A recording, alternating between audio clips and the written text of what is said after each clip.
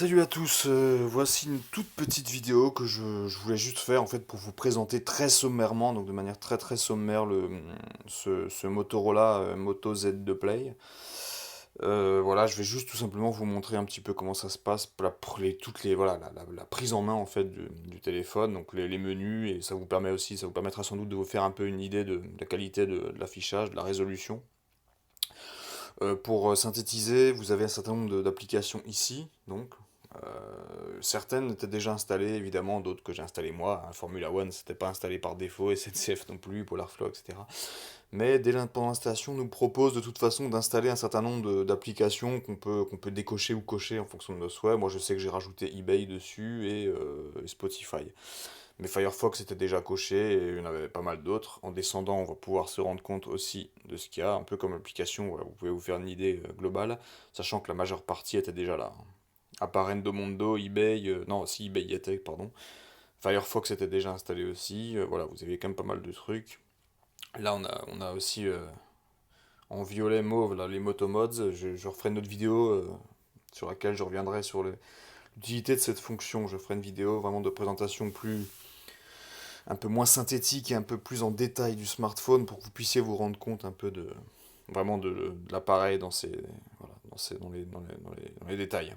Là, c'est vraiment juste pour une première prise en main, voilà, histoire que vous voyez à peu près à quoi ça ressemble quand on arrive sur la page d'accueil. Là, je suis allé à gauche, vous voyez, on a. Bon, c'est des choses habituelles finalement. Hein. Bon, vous voyez, voilà, super. Bon, là, on est sur Google Actualité et compagnie, ça c'est pas forcément très intéressant. Enfin voilà, je pense que là, on a à peu près tout ce qu'on pouvait voir. Je peux peut-être vous montrer vite fait, ouais, en même temps, je suis pas forcément. Je vais peut-être vous montrer vite fait ce que donnent les vidéos, enfin l'image. Vous allez voir comme ça. Voilà, vous vous apercevez que c'est un peu le bordel chez moi aussi. Mais bon, au moins, vous voyez là. Bon, bah, c'est un peu pour me la péter aussi avec mes grattes. Hein. Mais voilà, comme ça, vous voyez au moins le. Bon, j'ai pas grand-chose non plus d'ailleurs. Vous voyez à peu près le.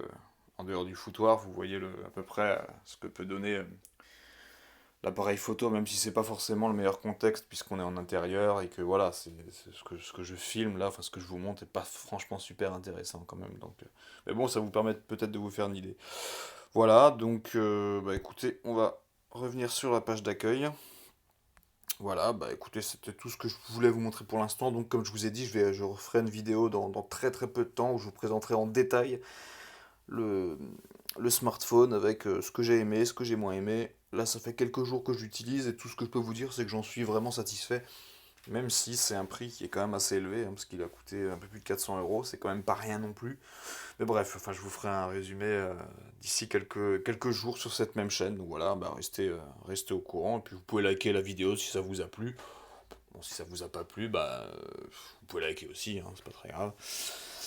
Et puis voilà, bah écoutez, je vous remercie de votre attention et puis à très bientôt. Salut!